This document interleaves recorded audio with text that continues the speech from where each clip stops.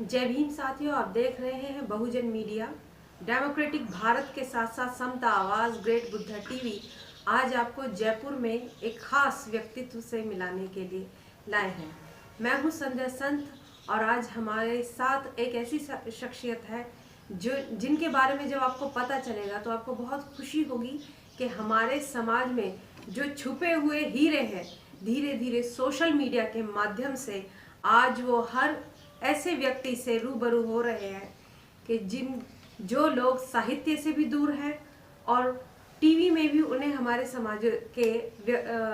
समाज के जो अच्छे लोग हैं उनसे नहीं मिलाया जाता। तो आज हमारे साथ हैं डॉक्टर एमएल परिहार जी, जिन्होंने जो खुद एक बहुत ही सफल वेटरनिटी डॉक्टर रहे हैं। वो लंदन से पढ़ाई कर कर आए हैं और साथ में उनका एक पब्लिकेशन हाउस है, उनका पब्लिकेशन हाउस बुद्धम पब्लिकेशन के नाम से वो एक पब्लिकेशन हाउस चला रहे हैं और हजारों की तादाद में रोजाना उनके लिटरेचर उनके इस पब्लिकेशन हाउस से बहुजन समाज के घर घर तक पहुंचता है। आज हम समाज की कुछ कुरीतियों पर और कुछ अज्ञानता से पर्दा उठाएंगे डॉक्टर एमएल परिहार के विचारों द्वारा। सर, आपका बहुजन मीडिया पर बहुत बहुत स्वागत। धन्यवाद सर, सबसे पहले तो मैं यही जानना चाहूंगी, एक मेडिकल लाइन से पब्लिकेशन हाउस, एक डॉक्टर से पढ़ाई लिखाई वाला डॉक्टर बनना किस तरह से संभव हो पाया? ये मेरे लिए बहुत संतोष और आनंद की बात है। जीवन में पद और पैसा जब आ ही जाता है तो महसूस होता है, क्योंकि हम बाबा साहब और तथा गौतम बुद्ध के विचारधारा के हैं, तो लगता है कि कुछ काम जीवन के आखिरी पड़ाव में वो करना चाहिए जिससे आनंद महसूस हो, खुद को संतोष महसूस हो जाए। और क्योंकि हम बात बात पर सामाजिक सरोकार की बात करते हैं, तो हम तो ग्रामीण परिवेश से आए हुए हैं और बाबा साहब की विचारधारा को आगे बढ़ाने की जिम्मेवारी हम सब पे है। तो मुझे लगा कि मैं पेशे से वेटरनरी डॉक्टर हूँ और ऑस्ट्रेलिया में भी मैंने काम किया और मेरे प्रोफेशन की काफ़ी सारी बुक्स लिखी हुई है। जब लगा कि मैं अपने प्रोफेशन में काफ़ी सफल हो रहा हूँ और मैंने काफ़ी अपने डिपार्टमेंट के हेड ऑफ डिपार्टमेंट में भी मैं रहा हूँ, तो लगा कि मुझे अब सामाजिक क्षेत्र में जाना चाहिए। कई लोगों ने कहा कि राजनीतिक क्षेत्र में आओ, लेकिन मुझे वो गवारा नहीं था, क्योंकि मैं राजनीति के सांचे में ढलने वाला व्यक्ति नहीं हूँ और अपने सिद्धांतों से समझौता भी नहीं हो सकता जब आप बाबा साहब, बुद्ध, कबीर और रैदास और फूले की बात करते हैं। तो इस वजह से मैं अपनी नौकरी से वॉलंटियर रिटायरमेंट लेके, मेरी 5 साल की नौकरी बाकी थी, उसको छोड़ के मैं इस क्षेत्र के अंदर आया और मुझे बहुत ही इसका संतोष है कि पिछले 3 साल हो गए मुझे अभी रिटायरमेंट लिए हुए, जो मुझे मेरा फर्ज है। और now time is for pay back to society. Pay back to society के तहत जो मैं अपने संसाधनों से जो कुछ कर रहा हूँ उसका मुझे आनंद है और सबसे बड़ी बात है उसका फील्ड के अंदर रेस्पॉन्स अच्छा मिल रहा है। आपने बात की कि तथागत गौतम बुद्ध की विचारधारा और पब्लिकेशन की। आज के दौर के अंदर बुद्ध को बहुत पढ़ने की चाह है, युवा पीढ़ी के अंदर बहुत चाह है। चित्रों में देख लिया, बहुत करुणामय लगते बुद्ध, लेकिन अब उससे आगे जाने की इच्छा हो रही है, वो पढ़ना चाहता है। तो जब मैंने बाबा साहब अम्बेडकर की बुद्धा एंड हिज धम्मा हिंदी में पढ़ी, तो मुझे लगा कि इस किताब का सरलीकरण होना चाहिए और बहुत घर घर पहुँचाई जानी चाहिए। और मुझे खुशी है कि 1 साल के अंदर जो मेरे रिटायरमेंट हुआ था, कुछ पैसा मिला था मेरे को, 1 लाख कॉपी हमने अपने स्तर पर से वितरण किया और लोगों ने भी उसको हाथों हाथ स्वीकार लिया। और आज हालात ये है कि न सिर्फ भारत में बल्कि विदेशों में भी ये किताब इसलिए जाती है कि इसकी कीमत बहुत हमने कम रखी है, जिसमें मेरा अपना कुछ आर्थिक कंट्रीब्यूशन मैं देता हूँ।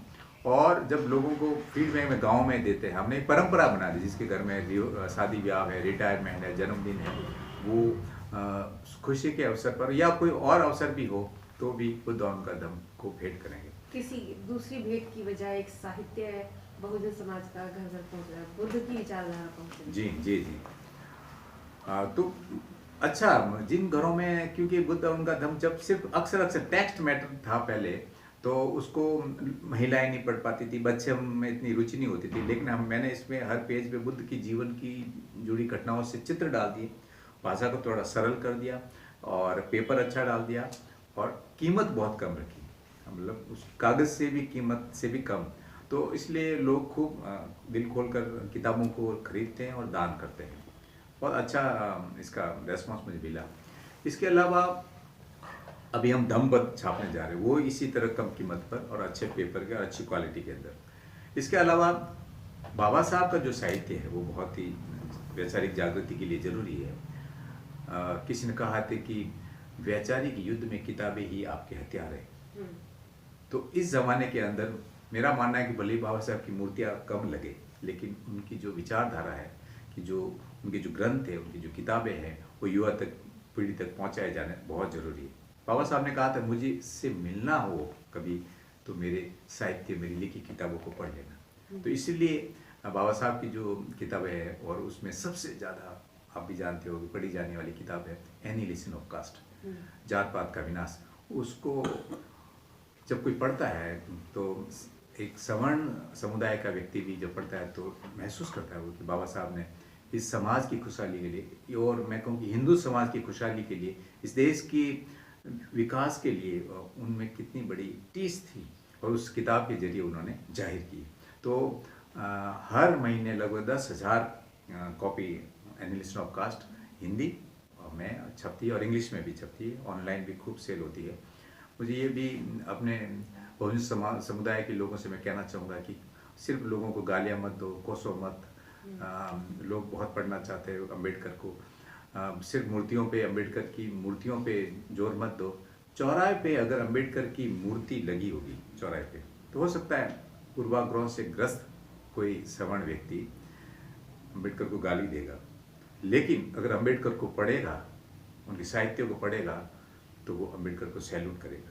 तो हम सभी का फर्ज है कि बाबा साहब की विचारधारा को बहुत अलग अच्छे स्वरूप में बहुत विनम्रता के साथ लाना है। लोग स्वीकार करेंगे गाली गलौज से और बहुत ही उनको कोसने से। हाँ, हम उस मनोवादी व्यवस्था के शिकार है, लेकिन हर बार वही कोसना, कोई व्यक्ति गिर जाता है ना, और वो गिरा हुआ ही बार बार कहता है मुझे उसने गिराया, मुझे इसने गिराया, और वो खुद खड़ा होना नहीं चाहता है, तो वो हमें उस स्थिति में हमें नहीं जाना है। बाबा साहब का साहित्य बहुत विपुल है। हमारे साथ कबीर है, हमारे साथ रैदास है, फूले हैं, इतना बुद्ध का साहित्य है। और आज के दौर में भी मैं कहूँगा अच्छे बहुजन समाज के अंदर अच्छे विचारक है, अच्छे चिंतक है, लेखक है, और अब तो हमारा मीडिया भी तैयार हो गया। आप देखो कि बहुत अच्छे यूट्यूब चैनल बन रहे हैं जो बाबा साहब की विचारधारा को, बुद्ध की विचारधारा को घर घर तक पहुँचा रहे हैं। वर्तमान समय में एक वैचारिक क्रांति आई है, लोग जय भीम भी बोलते हैं, नमो बुद्धाय बहुत बड़ी तादाद में लोग बोल रहे हैं जी। लेकिन क्या वो जो लोग नमो बुद्धाय बोल रहे हैं, क्या उसको वाकई में मानते हैं? बुद्ध की विचारधारा धीरे धीरे आप लोगों तक पहुंचा रहे हैं, लेकिन जो हम देखते हैं कि एनसीआर जैसे इलाके में लोग पढ़ते कम है और सिर्फ नमो बुद्धाय बोलकर काम चलाते हैं। तो लोग, ऐसे लोगों के लिए आप किस तरह से उन्हें समझाना चाहेंगे कि किस तरह से उन्हें साहित्य की ओर मोड़ना पाएंगे? जी संध्या जी, आपका कहना बिल्कुल सही है कि कुछ लोग अपने सर ने बौद्ध लगा दिया तो वो समझते हैं कि मैं तो पक्का बौद्ध हो गया, या दीक्षा समारोह कोई हुआ, एक समारोह में जाके, या फिर कुछ लोगों ने तो ये ही मान लिया है कि अगर हम बौद्धिस्ट का मतलब कि दूसरे लोगों के धर्म और उनके देवी देवताओं को उल्टा सीधा बोलना। जी जी, और वो करते हैं ऐसे लोग। बुद्धिज्म में क्या इसके लिए स्थान है? न करते ही स्थान नहीं है ना। तो बाबा साहब ने अपने जीते जी, हाँ, उन्होंने बौद्धिक स्तर पर अंधविश्वास पाखंड का विरोध किया है ना, लेकिन किसी को गाली गलौज करना बहुत निम्न स्तर का उन्होंने कदम कभी नहीं उठाया ना। तथागत गौतम बुद्ध ने, अगर ऐसा होता तो गौतम बुद्ध के काल के अंदर ब्राह्मण कितने उनके अनुयायी बने, उनके जो मोगल्यान को या सारीपुत्र को, सारे कितने सब ब्राह्मण ही थे। वणिक समाज से कितने लोग उनके पास आए, अपने सारा राजपाट सुख सुविधाएं छोड़ के उन्होंने दीक्षा ली। तो आज के दौर में भी वही है। आप देखो विपස්සना है, तथागत गौतम बुद्ध को अगर प्रायोगिक रूप से समझना है व्यवहारिक रूप से देखना है तो विपස්සना उनकी ध्यान साधना पे जाए। और जो सवर्ण समुदाय के लोग उस ज़्यादा जा रहे हैं, हमारे लोग तो अभी टीका टिप्पणियों और कोसने में लगे, और वो लोग इसकी अहमियत को उन्होंने देख लिया। उनकी युवा पीढ़ी, उनके बुजुर्ग, उनकी महिला सब, और वो जाते हैं, जीवन को खुशहाल बनाते हैं, अपने मन को निर्मल बनाते हैं। तो विपස්සना आज के दौर में मैं कहूँ कि आप देखो, बहुत सामने दिखने वाली बात है कि लोगों के ड्राइंग रूम में सबसे ज़्यादा आज बुद्ध नजर आते हैं, चाहे वो पेंटिंग के रूप में या मूर्ति के रूप में। तो बुद्ध को स्वीकार कर रहे हैं ना, तो ऐसे दौर में जो बाबा साहब ने बुद्ध का रास्ता बताया, और जो अपने आप को कहते हैं कि मैं बाबा साहब का अनुयायी हूँ या बुद्ध के मार्ग पे चल रहा हूँ, उनको ये महसूस करना चाहिए कि सिर्फ अनुसूचित जाति, जनजातीय, बहुजन समाज के लोग ही नहीं, सवर्ण समुदाय के लोग बहुत बुद्ध को पढ़ते हैं। हमारे घरों में भले ही त्रिपिटक नहीं होंगे, लेकिन मैंने देखा है कि कई सवर्ण जातियों के लोग जो बुद्ध को बहुत उनकी शिक्षाओं को मानते हैं, जो विपස්සना साधना करते हैं, वो सारे कर्मकांड को छोड़ देते हैं, त्रिपिटक पढ़ते हैं। तो अपने लोग इस मार्ग को छोड़े कि दूसरों को बात बात पे कोसना, गाली देना, सिर्फ बौद्ध लगा दिया और शील का पालन नहीं किया। मुझे बहुत कई बार मैं कोसता हूँ लोगों को, उनके व्यवहार में बुद्ध की भाषण देंगे और शाम को बोतल खोल के बैठ गए, या अपने व्यवहार उन क्रोधी है, शील का पालन नहीं करते, व्यभिचारी है, या चोरी करते हैं, बेईमानी करते हैं अपने व्यापार में, या और कई तरीके से। तो वो शील का अगर पालन नहीं किया तो वो बुद्धिस्ट कहेगा। बौद्ध तो तभी है जब वो अष्टांगिक मार्ग का पालन करे, शील का पालन करे। अपने जय भीम भी कह के लोग गाली देने निकलने जाते हैं, जय भीम कह दिया ना, हाथ में नीला पट्टा बांध दिया, सिर पे नीला पट्टा बांध दिया ना, हर बात पे गाली गलौज करने आ जाते हैं। तो इतना आसान नहीं है अम्बेडकर को जीना, है ना। उसको आचरण में उतारने से ही पता चलता है कि आप व्यवहारिक रूप में अम्बेडकर के अनुयायी। आपके हाव भाव को देख के, आपके ऑफिस में कार्यशैली को देख के, आपकी कॉलोनी में आप लोग जब मिले तो हाँ, वो लगना चाहिए कि अम्बेडकर का मानने वाला लोग फक्र के साथ कहे कि मैं मेरा मार्ग बुद्ध का है, मेरा मार्ग अम्बेडकर का है। और एक सवर्ण व्यक्ति भी कहे कि नहीं, आपके पास क्या ऐसा साहित्य है, क्या आपका सोच है जो हम भी इस मार्ग पे चले। तो मैं बहुजन समाज के लोगों से ये आग्रह करना चाहूँगा कि सिर्फ बौद्ध लगाने से बुद्धिस्ट नहीं हो जाते हैं, विचारों पे चलना पड़ेगा। बुद्ध के बताए हुए जो आचरण है, शील का जो है पालन करना चाहिए। उनको पूछो कि आपने और नहीं तो त्रिपिटक नहीं तो कम से कम बुद्ध और धम्म पढ़ा, तो कई लोग हाँ इधर उधर बाहें जागते हैं। उनको कहो कि आप दान करते हो, बुद्धिज्म में तो दान का बहुत बड़ा महत्व है, धम्मदान महादान। उनको पढ़ो कि आप अपनी आय का कितना हिस्सा दान में देते हैं। एक गरीब से गरीब मुसलमान भी अपनी आय का काफी बड़ा हिस्सा जकात में देता है, मतलब धार्मिक कामों में वो खर्च करता है। कितने बुद्धिस्ट है, मैं सवाल खड़ा करना था कि कितने बुद्धिस्ट है जो अपनी आय का हिस्सा धर्मदान में खर्च करते हैं, धर्म के प्रचार में खर्च करते हैं। बाबा साहब ने तो बार बार कहा था कि हमें विद्वान नहीं चाहिए, हमें प्रचारक चाहिए। और आज के दौर में बुद्ध की बहुत संस्थाएं आपस में लड़ते हैं, मंचों पे लड़ते हैं, पद के लिए लड़ते हैं, समारोह भी बहुत करते हैं, लेकिन उनको कहो कि भाई धर्म का प्रचारक कहाँ है। दूसरे आप धार्मिक संस्थाओं में देखो, हर पद पे उनके प्रचारक मिलेंगे, पद नहीं चाहते, प्रचारक बहुत है। तो आज के दौर में अगर बुद्ध की करुणा प्रेम की बात को फैलाना है, उनकी विचारधारा को फैलाना है, तो हमें विद्वान कम प्रचारक बहुत ज़्यादा जरूरी है। बाबा साहब ने एक सभा में कहा कि उन्होंने बौद्ध धर्म अपनाया और उसके बाद जो देश का शोषित पीड़ित समाज था वो काफी तादाद में उन्होंने बौद्ध धर्म अपनाया। लेकिन आज के समय में परिप्रेक्ष्य ये है कि सवर्ण समाज या फिर दूसरा समाज जो है वो यही देख रहा है, उनका मानना यही है कि बौद्ध धर्म सिर्फ और सिर्फ दलितों के लिए है। जबकि बौद्ध धर्म में बहुत सारी जीवन की कलाएं हैं, जीवन को सुचारू रूप से चलाने के लिए बहुत सारी कलाएं हैं। तो आपका क्या विचार है, क्या सिर्फ दलितों के लिए ही बौद्ध धर्म है?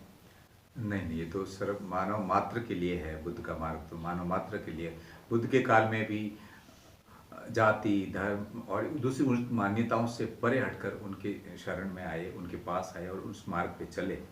तो आज के दौर में ही अगर अंबेडकर को मानने वाले लोग बुद्ध धर्म का प्रचार दूसरे धर्मों की सिर्फ आलोचना करके, निंदा करके और बहुत ही निचला स्तर अपना के बुद्ध को पेश करेंगे, तो सामने वाले लोग भी वो कहेंगे, कोई कहता ना कि तूने मेरे सिक्के को कुचला तो मैं तेरे सिक्के को कुचलूंगा। तो अच्छी बात को भी गलत ढंग से अगर पेश करेंगे अंबेडकर बुद्ध को, और जब बुद्ध की बात करते हैं तो बाबा साहब ने भी जगह जगह अपने खुद को पेश नहीं किया। कोई बुद्ध की विचारधारा की बात चलती तो कोई जरूरी नहीं कि हर बार आप ये अपने सिर पे लेबल लगा के घूमो कि हम बाबा साहब के अनुयायी है, हम अनुसूचित जाति के लोग हैं। तो जब दूसरे समुदाय के लोग उनको भी महसूस हुआ है कि भी बुद्ध की विचारधारा बहुत वैज्ञानिक है, तर्क और विवेक पे कसौटी पे है, तो आज के टाइम में तो युवा पीढ़ी तो बहुत प्रोग्रेसिव कई लोग भी तो है ना जो साइंटिफिक टेम्परामेंट के हैं, उनकी वैज्ञानिक सोच है और बुद्ध की सोच वैज्ञानिक है। वो तर्क विवेक की बात करते हैं। बुद्ध ने कहा था किसी बात को सिर्फ इसलिए मत मानो कि वो ग्रंथों में लिखी हुई है, कोई ज्योतिष कह रहा है या धर्मगुरु कह रहा है या परंपरा है, पहले से आ रही है, रीति है, रिवाज है, बल्कि किसी बात को तभी मानो जब वो तर्क विवेक की कसौटी पर खरी उतरती है, उसको तोलो कि वो मानवता के हित में लगती है, तभी मानो। ये बात भला किसको अच्छी नहीं लगेगी, वो चाहे वो शेड्यूल कास्ट का हो या सवर्ण समुदाय का हो। तो इस धारा को, इस वैज्ञानिक अवधारणा को मानने वाले लोगों की बहुत निरंतर बढ़ोतरी हो रही है। समाज में बहुत लोग हैं इस बात को मानते हैं और उनको बड़ा आहत होता है। और अपने मुझे खुशी है कि अम्बेडकर के मानने वाले लोग भी इस तरह बार बार लोगों को कहते हैं कि भाई देखो, दूसरे समुदायों को कोसे और गालियाँ दिए बिना भी आप बुद्ध सबके हैं, बुद्ध की विचारधारा सबके लिए, मानववाद के कल्याण के लिए, जीवन को खुशहाल बनाने के लिए, समाज और देश को खुशहाल बनाने के लिए, भला आप अपने खुद ही इस पे ठप्पा कैसे लगा सकते हो? बौद्धों का कानून, बौद्धों की स्थिति भारत देश में बनाने के, सुधारने के लिए बौद्धों का कानून कितना सहयोगी हो सकता है? अगर बौद्धों का कानून बनता है, जो कि अभी तक नहीं बना है, तो अगर वो बनता है तो कितना सहयोगी हो सकता है? बुद्धिस्ट लोग चाहते हैं कि उनके जैसे मुस्लिम पर्सनल लॉ है, शादी ब्याह के रिवाज है और कई बातें हैं, तो हर परम में उनके लिए शमशान नहीं है। हाँ, हमें बुद्ध को वैसे बुद्धिज्म को मैं धर्म नहीं कहता, वो धम्म है, एक वैज्ञानिक मार्ग है। धर्म और धर्म में दर्शक लोग जानते हैं जब जो बुद्ध को पढ़ते हैं, बहुत फर्क है। जहाँ एक तरफ आत्मा परमात्मा स्वर्ग नरक की काल्पनिक परिकल्पना है और एक तरफ तर्क विवेक और विज्ञान की बात होती है। एक तरफ मानव है, एक तरफ काल्पनिक ईश्वर है, एक तरफ मंदिर है, एक तरफ इंसानियत है। तो ये बहुत फर्क है। तो बहुत बुद्धिस्ट विचारधारा के जो लोग हैं, तो चूँकि भारत के अंदर अलग अलग धार्मिक मान्यताओं की एक कानूनी जामा दिया गया है, तो वो स्वाभाविक है कि बुद्धिस्ट लोग भी चाहते हैं कि उनको भी एक कानूनी रूप से उनके भी एक अधिकार मिले। महाबोधि जो बोध गया के अंदर जो महाबोधि विहार है, वो भी उन पे भी दूसरे विचारधारा के जो अंधविश्वास, पोंगापति, कर्मकांडी विचारधारा का वर्चस्व है, तो वहाँ भी चाहते कि वो भी हमारे हक में आवे। वहाँ पे जो बुद्ध ने जिस बातों की खिलाफत की वो कर्मकांड वहाँ हुए तो कौन स्वीकार करेगा? बौद्धिस्ट लोगों की शादी ब्याह के मान्यता देने वाले कुछ कानून बने, और जो बुद्धिस्ट प्रमाण पत्र की बात है, इस तरह के जो कानूनी बातें में अगर कोई सहयोग मिलता है, अल्पसंख्यक लोग में अल्पसंख्यकों का फायदा मिले। अब जैन समुदाय आर्थिक रूप से बहुत आगे जा चुका है वो, लेकिन फिर भी वो उन्होंने अपने पहुंच से वो अल्पसंख्यक के अंदर आ गए, तो शिक्षा संस्थानों में और कई सुविधाओं में उनको सुविधाएं मिलती है। तो आम लोगों को इस बात का पता ही नहीं है।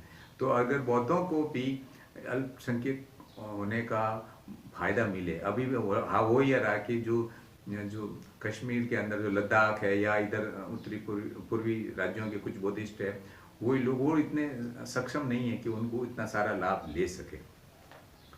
तो आपका कहना सही है कि बुद्धिस्ट लोगों को, जो इस धर्म के अंदर आए लोगों को अगर ये सुविधाएं मिले, कानूनी सुरक्षाएं मिले, तो उसका बहुत असर पड़ेगा, इस मार्ग पे ज़्यादा लोग आए।